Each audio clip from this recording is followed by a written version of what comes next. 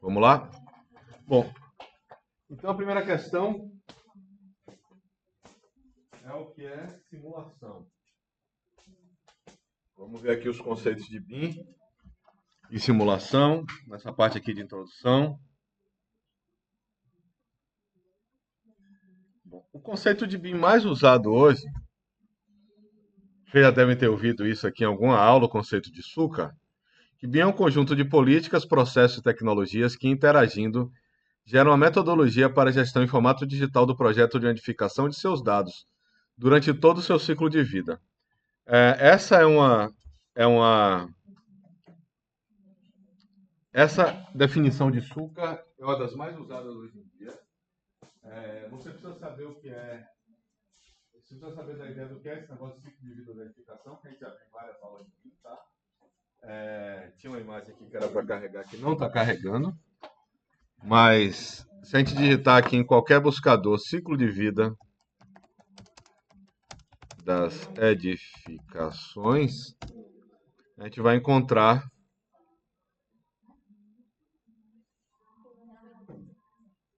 algumas dessas imagens daqui, ok? É,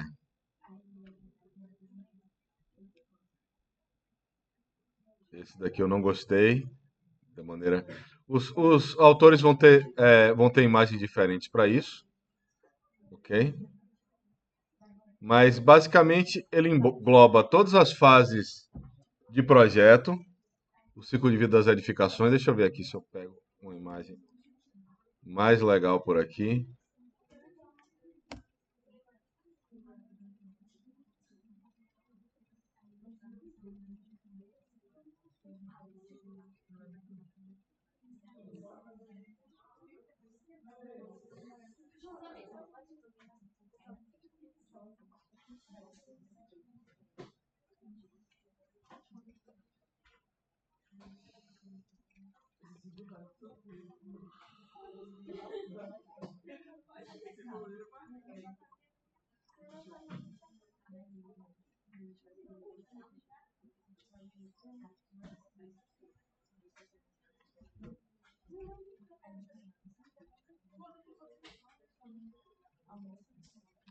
Bom,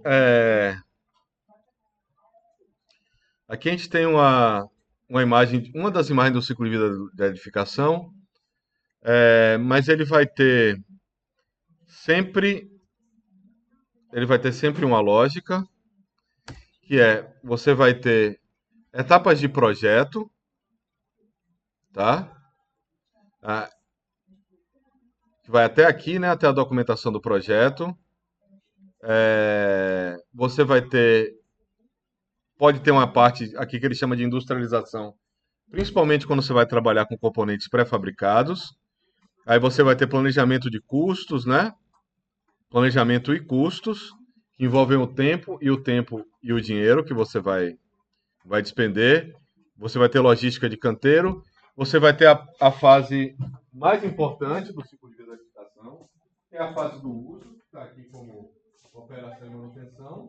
Você pode seguir para reformas, para reconfiguração, retrofit, planificação, ou você pode demolir essa edificação.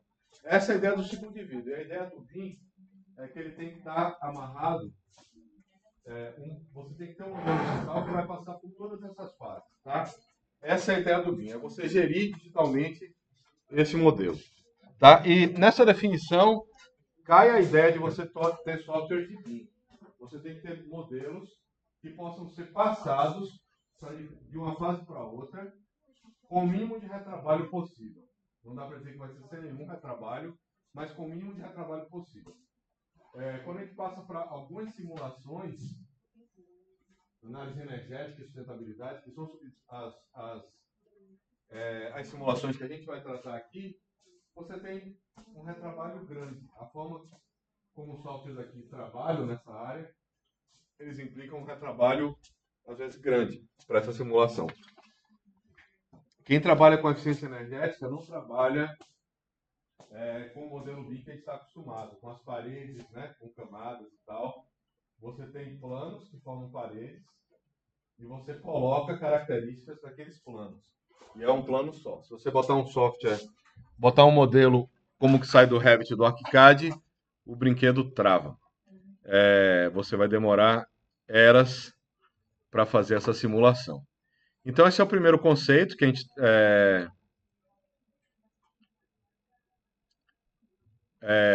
Esse primeiro conceito que a gente tem de BIM. Simulação computacional tem uma definição aqui da Enciclopédia Britânica e tem uma tradução embaixo. Simulação computacional é o uso do computador para representar as respostas dinâmicas de um sistema pelo comportamento de um outro sistema modelado a partir dele. Isso tem a ver com uma série de ideias que a gente tem de BIM. Tem a ideia de gênero digital, para só gosta desse termo, para ser um objeto digital, um modelo. O modelo é uma representação da realidade, tá? É sempre a representação de uma realidade que existe, uma realidade que vai existir, uma coisa que aconteceu, uma coisa que ainda vai acontecer. E você vai simular esse comportamento, tá? O modelo é sempre uma simplificação do objeto real. Essa história de que no BIM o objeto ele quer ser real, eu acho errado, na minha opinião. O modelo BIM é sempre simplificado. Às vezes a gente não entende isso, mas é fácil de entender. A gente está aqui em cima de uma laje. Essa laje é feita de concreto e aço, no nosso caso. A gente vai representar dentro do nosso modelo o concreto assim, né? Vai colocar uma achura assim no concreto. E essa achura vai dizer que isso daqui é feito, esse concreto é feito de cimento, areia e agregado graúdo, geralmente são britas, tá? Que a gente usa. O objeto real ele tem britas em determinados lugares que a gente não vai levar, a gente vai simplificar esse modelo e vai dizer que isso daqui tem uma certa proporção de areia, cimento, brita e água para ser feito. Ele foi feito com essa determinada proporção. A gente não está interessado no lugar em que cada brita está em uma laje. A gente simplifica esse modelo por um número que vai representar essa proporção. Mas ele não é, a nossa laje modelada em BIM, não é a laje real. Mesmo quando você está falando de um as-built, você não vai fazer um as-built com cada pedrinha do seu tamanho certo. Essas coisas nem existem, tá? As questões de medida. A medida é uma abstração, porque você, né, que você vai chegar na distância entre duas coisas. Mas é sempre uma simplificação do elemento real. Então, todo modelo é uma simplificação, e através dessa simplificação você pode simular uma série de coisas. Historicamente, a nossa profissão ela nasce de pessoas marcando dimensões na terra mesmo, com cordas, esticando cordas e marcando a base de uma construção, e você vai construindo ali. Em determinado momento, a gente passa a fazer um desenho antes. Tá? Todo desenho que a gente faz é uma simulação. Tudo que a gente faz em termos de desenho é uma simulação. Se eu desenho uma planta, eu estou simulando como é que vai ser aquele ambiente antes dele ser construído, para eu poder fazer perguntas daquele desenho e chegar na composição ideal. Se eu desenho uma fachada ou um 3D, eu estou simulando a aparência daquele objeto. Se eu faço uma simulação de insolação, eu estou simulando alguma característica daquele modelo. Se eu faço uma simulação de desempenho energético, eu vou estar simulando alguma característica daquele modelo. Tá? E geralmente a gente não faz a simulação simplesmente para saber qual vai ser o resultado, mas é para a gente tentar melhorar o que a gente está propondo. Eu desenho uma planta, não é para ela ser construída a princípio, mas é para eu me perguntar se aquela é a melhor configuração dos elementos construtivos para ser construído. Tá? No final a gente vai chegar na planta a ser construída, mas durante o processo do projeto é um processo de escolhas, e aquele desenho, aquela simulação de como poderia ser aquele prédio, ele me segue para eu me guiar, para eu tentar chegar numa situação ideal. Isso tem a ver com a ideia de otimização. Tá? Eu quero... Otimização em computação é você chegar... Eu posso fazer esse prédio aqui, eu vou ter algumas variáveis, algumas coisas que eu posso mexer no volume. Eu posso aumentar ou diminuir aquele corredor, eu posso aumentar ou diminuir essa sala, eu posso mudar as proporções dessa sala. Enquanto está em projeto, a gente pode fazer essas coisas. Vai ter mais salas, vai ter menos salas. Eu vou dividir esse corredor aqui em quantas salas? Em 3, em 2, em 4. De que tamanho essas salas vão ficar? Né? A proporção do prédio, eu preciso aumentar o comprimento do prédio. O que é que isso vai implicar? Então, isso daí são simulações que a gente faz e a gente procura chegar numa configuração ideal ou mais próxima do ideal possível. A gente nunca vai num projeto conseguir fazer um projeto perfeito, o projeto sempre tem falhas, sempre tem problemas, melhor dizendo assim, mas a gente vai tentar equilibrar as vantagens e desvantagens de uma situação qualquer, de uma configuração de um projeto, para tentar chegar no melhor resultado. Quando a gente faz um 3D, a gente sai aplicando materiais, aumentando ou diminuindo o tamanho de aberturas ou quantidade de aberturas, juntando duas aberturas em uma, separando em mais de uma abertura, a gente está tentando otimizar esse modelo, tá? A gente está tentando chegar numa configuração ideal, uma configuração melhor possível dessa situação. Não existe uma configuração perfeita. Às vezes você aumenta o tamanho de uma janela, você melhora a iluminação, mas também você vai ter mais vidro e você vai ter mais calor dentro daquele ambiente. Então não dá para chegar numa configuração perfeita e ideal, mas dá para, a partir de resultados que você tem de uma simulação, procurar melhorar a situação que a gente se encontra. Certo? Pronto, projeto de simulação. Todo projeto é uma simulação. A gente projeta para não ter que construir e depois descobrir o que é que aconteceu. Tá? E dentro de BIM, você tem aqui uma nomenclatura antiga, mas que ela vai ser encontrada em todo o artigo que foi publicado antes de 2020, que é essa ideia das dimensões de um modelo BIM. Tá? Hoje em dia a gente trabalha com a ideia de custo, de usos do BIM. Tá? Então você tem em primeiro lugar o 3D, seria um nível que é considerado mais baixo para você trabalhar com BIM, embora você possa trabalhar com 2D também. Eu posso fazer a gestão, né, pegar a definição de BIM que estão usando mais hoje em dia, que é a do Suca. Eu posso fazer a gestão através de um modelo digital. O que é um modelo? A representação da realidade. Uma planta é uma representação da realidade, simplificada, sim. Um 3D também vai ser uma representação simplificada. Tá? A gente nunca modela uma porta em BIM e coloca e modela todas as dobradiças que elas estão aqui. A gente não modela isso aqui, tá? Porque o peso computacional dessa dobradiça aqui é igual ao peso computacional do pilar. Tá? É um tubo cilíndrico, se você for modelar ele como um tubo cilíndrico, ele vai ter o mesmo peso de um pilar. Fechadura e etc. Vai simplificar esse elemento. E muitas vezes a simplificação é da seguinte maneira.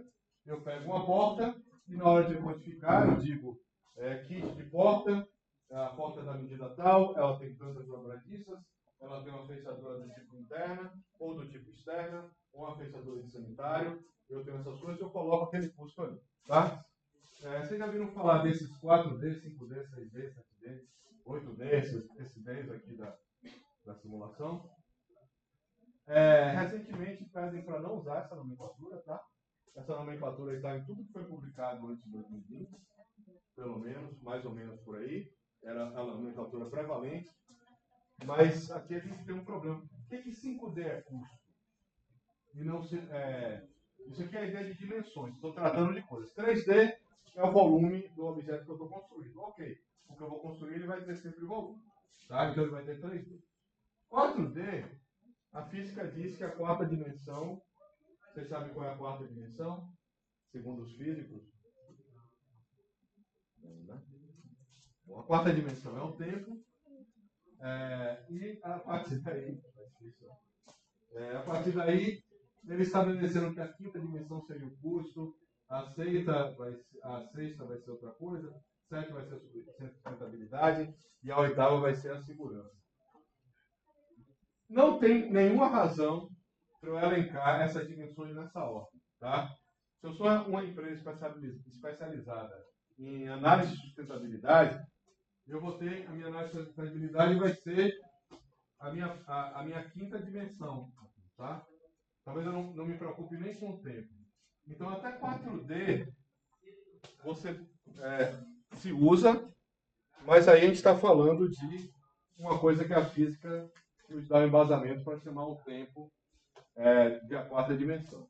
A partir daí a gente não tem nenhum embasamento, é simplesmente aleatório e se está mudando de convenção para chamar isso daqui de usos do BIM, tá? Então eu posso usar o BIM para calcular o custo para estimar o custo da minha edificação? Posso, tá? Para calcular já é controverso. Tá? Se eu estou fazendo um projeto que vai ser construído durante 2 anos, os custos dos materiais vão sofrer variações. Eu posso ter uma alta ou uma baixa no custo do minério de ferro. Isso vai implicar na minha parte de estrutura, se eu estiver trabalhando com aço ou concreto armado. Posso ter um custo maior ou menor da madeira e vai implicar nos elementos de madeira, do concreto e assim por diante. Então, essas coisas que a gente faz com esse modelo, essas simulações, elas são, em geral, estimativas que podem ser mais próximas ou mais distantes da realidade e que, às vezes, como no elemento do custo, dependem de dinâmicas que a gente não tem o controle. Tá? Quanto é que vai estar o salário das equipes de trabalho no segundo ano? Né? Não sei. Né? Quanto é que vai subir o salário mínimo? Tem discussões, inclusive políticas, que estão em torno disso aí. E eu não sei exatamente qual é o custo de pessoal, qual é o custo de material que eu vou ter aqui por diante. Mas tem essas situações. Certo? Você tem uma série de ferramentas para simulação. Uma das mais importantes que a gente tem é o formato IFC, tá? E ele é para simulação também. Né? O formato IFC ele vai representar o 3D da minha edificação, ele pode representar as plantas, ele pode representar onde ele está localizado georreferencialmente, onde ele vai estar georreferenciado, onde é que ele vai estar no planeta Terra. Ele pode representar capacidades térmicas desse modelo e tal, mas minimamente ele pode representar a forma, pode simular que forma esse objeto vai ter. Ele pode ter custos associados a alguns desses elementos que podem me ajudar a fazer essa simulação e tal. Eu tenho minhas ferramentas de cálculo estrutural, eles vão simular o comportamento daquela estrutura. Tá? Eu quero uma estrutura que seja adequada para sustentar o prédio com os equipamentos e atividades e pessoas que vão estar ali dentro, cargas de chuva, cargas de vento, uma série de coisas, resistir a tremores de terra, dependendo de onde é que você esteja construindo esse prédio. Você vai simular essas coisas todas nesse programa de cálculo de estrutura. Tá? Eles vão estar simulando isso aqui. Já ouviram falar de um programa chamado Navisworks? Navisworks ele vai simular processos construtivos, ele vai simular problemas que você pode encontrar na execução daquilo ali. Tem tubulação passando ocupando o mesmo lugar, uma tubulação de hidráulica, uma tubulação de elétrica, de dados. Não pode, alguma delas vai ter que ser movida. Uma tubulação está passando por um elemento estrutural. Você tem autorização do projetista de estrutura para passar aquilo ali, para furar a estrutura dele e passar aquele elemento? É a melhor solução você passar um elemento de hidráulica através de um elemento de estrutura? Isso daqui a gente pode ver, fazer essas perguntas. A gente tem o auxílio de simulações para mostrar esse tipo de simulação de interferência. É o que a gente chama de clash detection, tá? O Navisworks vai fazer isso, outros programas vão fazer também. Tem outros programas interessantes para simular esse processo. E a partir daí você também pode extrair custos, extrair uma série de informações desse modelo que você tem no Navisworks. Tem simulações de fluxo de pessoas que vão ter. Aqui eu tenho uma situação de que tem uma multidão, um processo talvez de fuga, você tem um problema, um incêndio num prédio, e ele está simulando como vai ser a partir do momento que eu estou saindo desse espaço aqui maior, e eu vou ter que passar por esse funil aqui, e se essa simulação vai trazer riscos no processo de evacuação de uma edificação. Você tem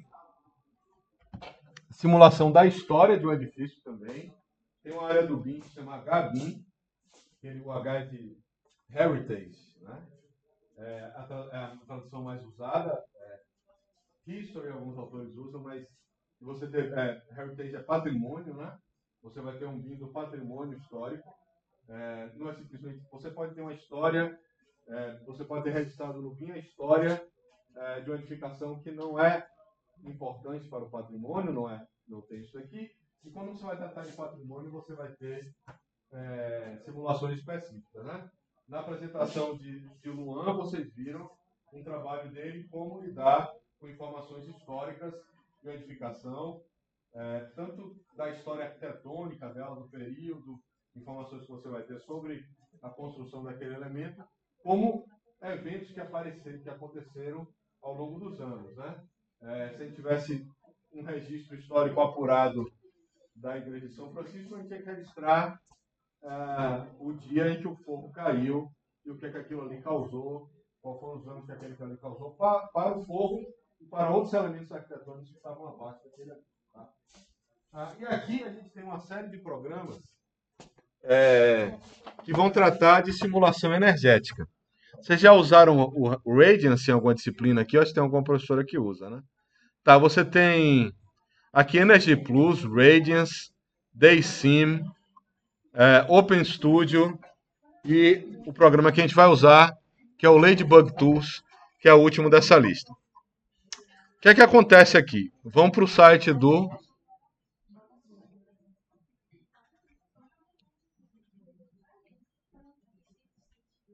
do Energy Plus, se ele abrir.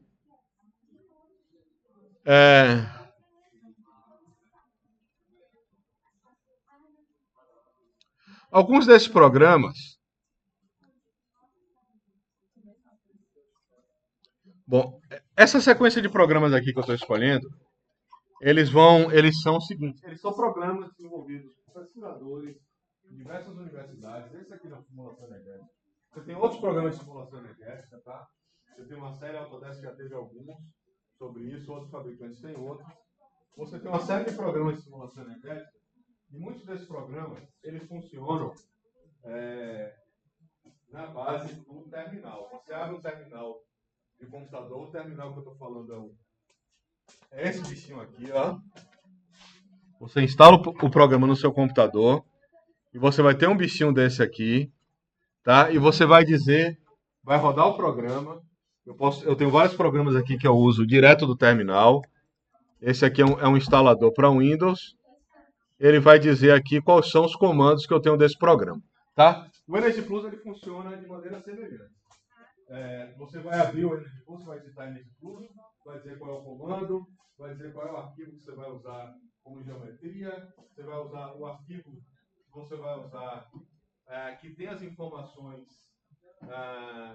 do clima, né, meteorológicas, basicamente, que ele vai usar, e ele vai te dizer como é que aquele edifício vai funcionar. Certo? Então, os programas, embora eles sejam muito bons em cálculo, eles sejam muito apurados, ouvidos por universidades, por pesquisadores, sejam gratuitos de se usar, eles são muito difíceis.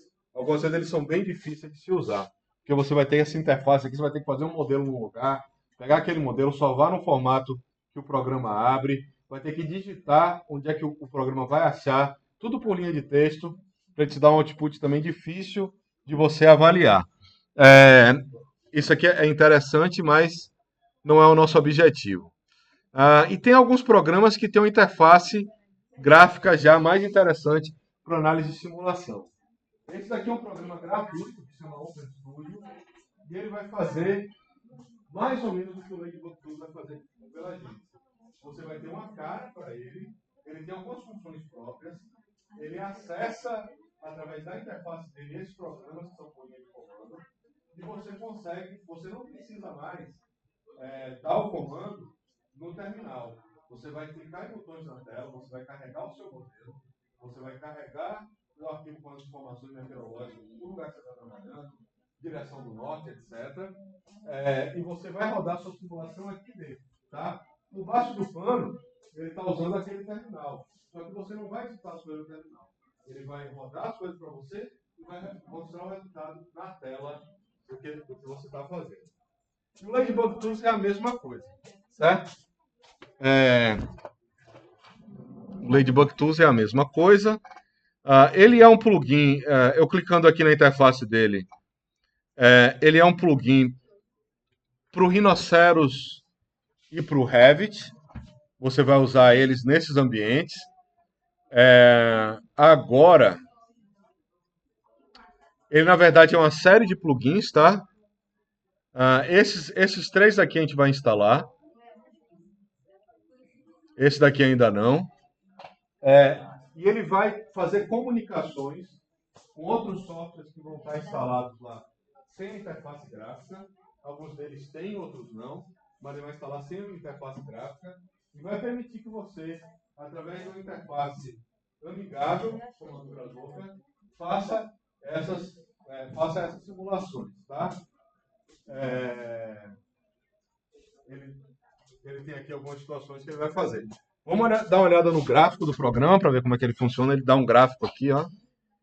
E você faz coisas diferentes com esses programas, ó. Então o Ladybug, ele vai se comunicar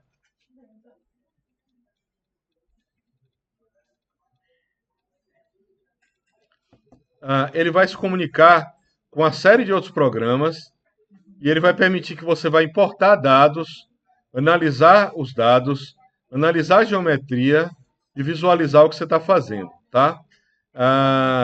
E esse é o programa mais básico do pacote. Você vai ter que usar ele para todas as outras simulações. Daquelas coisas que a gente conversou, ó, o Honeybee, que é o programa realmente de desempenho energético, ele vai te dizer a eficiência do seu ambiente, você vai simular troca de energia, essas questões de sustentabilidade. O que é que ele faz? Ó, ele se comunica com um programa chamado Radiance, tá? Ele se comunica com o OpenStudio, sem a gente precisar instalar o OpenStudio. Ele tem uma versão sem interface do OpenStudio aqui dentro. Ele se comunica com o Energy Plus. Esse Butterfly ele vai se comunicar com outro programa que vai fazer análise dinâmica de fluidos, tá? Como é que os ventos vão funcionar dentro dessa análise. Então, eu tenho esse aqui que vai me dar informações gerais sobre a relação do edifício com o ambiente, o lugar que ele está, quanto de chuva que tem ali, como é que está a radiação solar naquele ponto do planeta e tal, como é que ele serve, a posição relativa do Sol, como é que ele está se mexendo, etc. Esse daqui que vai me permitir fazer análise energética, alguns que vão me permitir fazer análise de vento, né, como é que essas coisas funcionam. O Butterfly ele vai fazer análise de vento, e o Dragonfly também vai me permitir fazer análise de vento. Ele vai me permitir fazer análises urbanas, o Dragonfly. Onde é que tem áreas de calor numa cidade, como é que é a circulação de vento numa cidade. Quando eu cursei arquitetura, que a gente ia falar de vento, quer dizer que você tem uma edificação bloqueando o vento, ela está bloqueada aqui, então o vento só está passando por cima, está bloqueando a edificação. O vento vai demorar 7 vezes a altura daquele prédio para voltar a soprar normalmente naquela via. E o que não é verdade, porque o vento também vai passar ao lado daquele prédio, vai passar por uma rua, etc. E essas coisas vão ter que funcionar.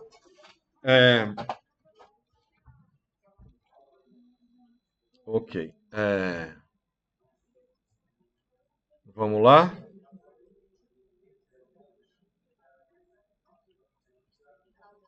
Então, isso daqui é uma das coisas, certo? Bom, outra coisa que a gente tem que saber é como é que a gente instala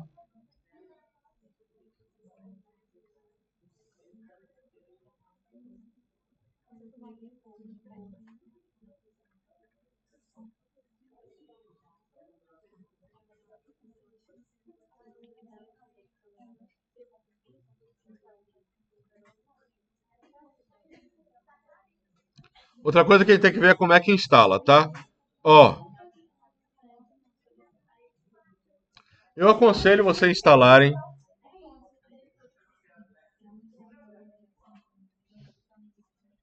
Eu aconselho você a instalar esse programa.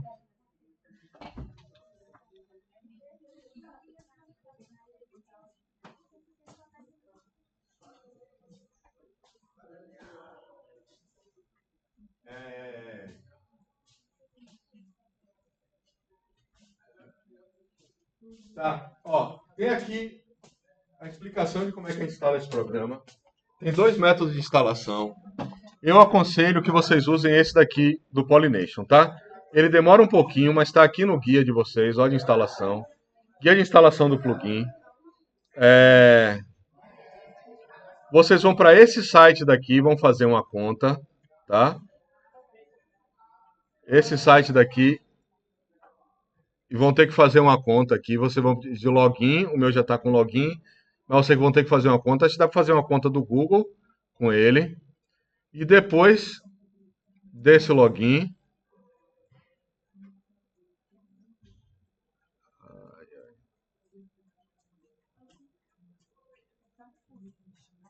vai. Hum? Tá, daqui a pouco eu vou terminar. Se você estiver aqui. Oi?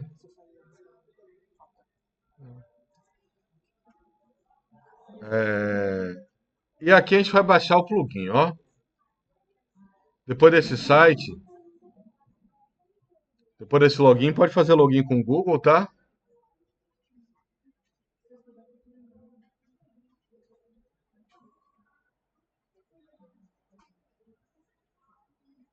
Pronto, já fiz login no site. E aqui eu vou fazer o download da versão do Grasshopper, que é a única que é gratuita, tá? A do Rhino e do Revit não vão, você vai fazer o download disso daqui e vai rodar um instalador com um programa desabilitado. Então o download dele não é feito no site do Ladybug, é feito no site do Pollination, e aqui você tem as instruções de como fazer em guia de instalação, tá? Aqui você tem, o Rhino já está instalado, então você não vai precisar fazer. Instalação do Ladybug Tools, façam pelo método 1. Porque o método 2, você vai ter que instalar todos os outros programas separadamente. Você vai instalar o Ladybug, mas você vai ter que instalar o OpenStudio, o Radiance, todos esses programas separadamente, e você vai ter que seguir essa matriz de compatibilidade aqui, que é se eu estou usando a versão mais nova do Ladybug Tools, que era essa 1.8.0, eu vou ter que instalar esse pacote aqui do Radiance, esse daqui do OpenStudio, esse daqui também do OpenStudio App, e esse daqui desse elemento, e ele vai ter que funcionar com o Rhino 8.4, tá? Ele vai ter que funcionar assim. É a versão mínima do Rhino, né? Vai ter que ser essa atualização daqui. Então isso aqui pode te dar alguns problemas na hora de instalar. Eu aconselho usar o plugin do Pollination, que ele vai já encontrar qual é a sua versão do Rhino, se é o Rhino 6, se é o Rhino 8, e ele vai instalar as coisas todas para você do jeito certo, tá? Com isso daqui instalado, eu tenho um teste para fazer dessas instalações, que ele está aqui, ó. No material didático, eu vou ter aqui o teste da instalação, tá? Guia de instalação. Depois disso daqui eu vou testar. Então, para testar esse objeto aqui, você pode baixar um arquivo teste, que ele deve funcionar em todas as versões, ou o melhor seria fazer esse teste aqui direto. Eu vou procurar, se ele instalou corretamente, vão aparecer essas abas aqui novas para mim, ó. Vai aparecer uma aba chamada Ladybug, uma aba chamada Ironbug, duas abas chamadas Honeybee, que vai ser o Radiance ou o Honeybee. Eu vou ter três: Honeybee, HB Energy, HB Radiance e Honeybee. E vou ter o Dragonfly também, que é para simulações urbanas, tá? Se eu for na aba chamada Honeybee, eu for aqui em Visualize, e eu vou botar aqui o Honeybee Check Versions, colocar esse negócio daqui, ele vai demorar, tá? A primeira vez que você usar. Vou fechar esse bicho daqui. E vou puxar ele de novo para ver se ele vai demorar. Ele vai demorar um pouquinho para carregar, da primeira vez que você puxar. E aí a gente pode colocar painéis aqui e ver que está tudo certo. Ele achou a versão 1.8.105, foi que ele achou daqui. A versão do Python que ele está usando é a versão 3.10.10. A versão do Radiace que ele está usando vai ser essa versão daqui, ok? De 2023. A versão do OpenStudio que ele está usando vai ser essa daqui. E a versão do Energy Plus vai ser essa de cá. Ok?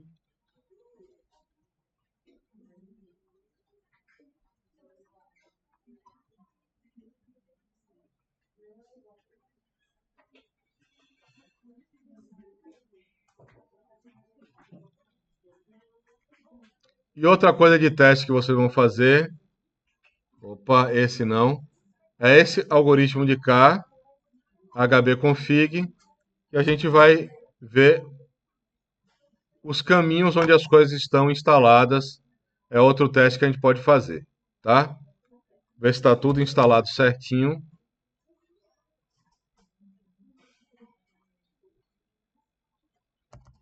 Se isso daqui rodou bem, é porque tudo foi instalado corretamente, ok?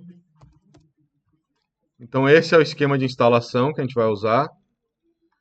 E aqui no laboratório eu vou ter que marcar para resolver esse problema, tá? Só instalo do Grasshopper. Ele é o único que é gratuito. Também a gente vai usar. Isso aqui ele facilita muito a instalação das coisas que a gente vai precisar para fazer essas simulações, certo?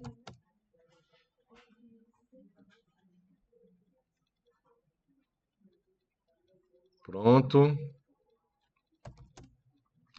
Se isso daqui tudo deu certo,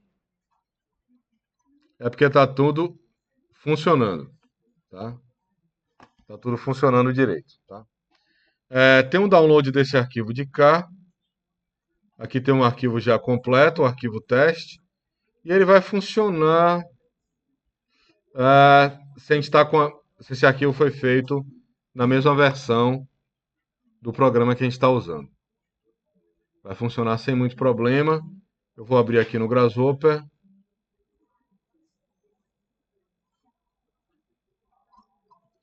Pronto, aqui deu tudo certo.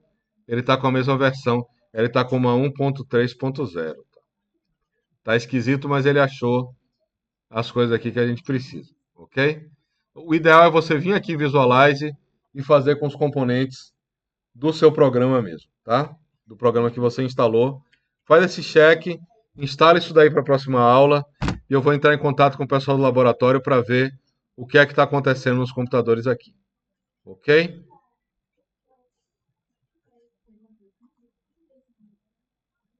Bom, eu posso fazer um teste aqui com vocês para ver se eu consigo resolver o problema de instalação do laboratório antes da gente trabalhar, mas por enquanto é isso.